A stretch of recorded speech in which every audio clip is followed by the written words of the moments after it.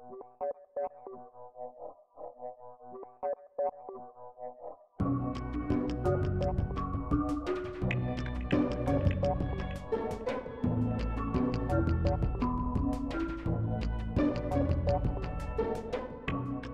projet présenté est le projet de l'Hôtel de Région Auvergne, c'est-à-dire un bâtiment administratif qui regroupe la fonction vie politique avec la salle d'assemblée, les élus, et puis la vie administrative d'une région. C'est un programme qui fait 17 000 m², c'est beaucoup, sur 5 niveaux.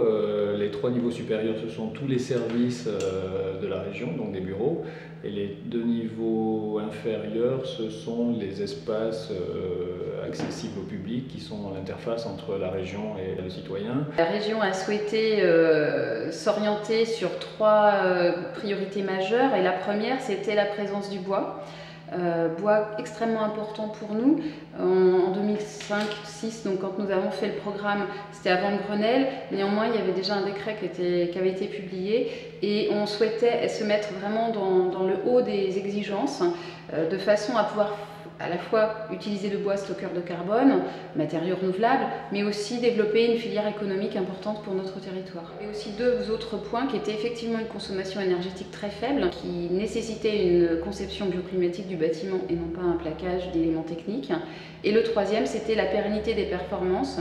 Et pour ça, on avait associé très tôt les équipes qui allaient assurer l'entretien du bâtiment ultérieurement. Ils ont été associés à la phase étude avec les architectes. Ce qui est intéressant aussi, qu'il faut souligner, c'est la démarche conjointe qu'on a eue tout au long du projet, architecte et maître d'ouvrage. Dès le concours gagné, notre consultante a organisé un voyage à Stuttgart où on a pu visiter des opérations double pot qui étaient beaucoup plus courantes en Allemagne qu'en France, et donc on a vu la pertinence des solutions environnementales qu'on proposait de développer qui existaient déjà là-bas.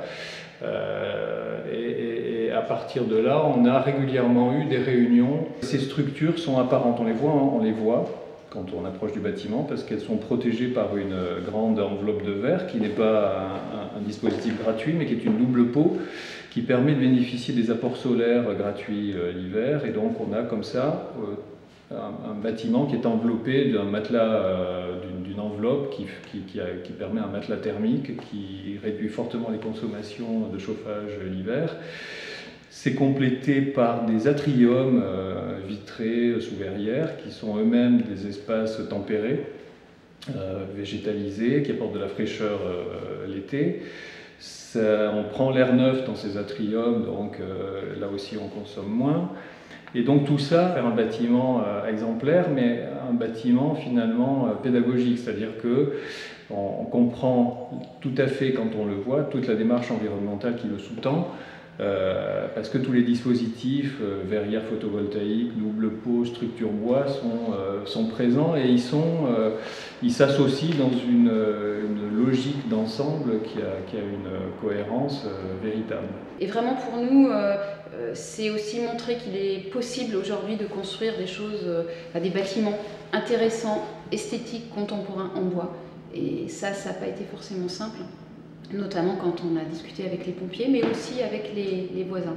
Il y avait une volonté commune de ne pas courir après les labels, les chiffres, de faire un bâtiment avant tout qui soit pertinent, intelligent, qui convienne bien au confort des utilisateurs.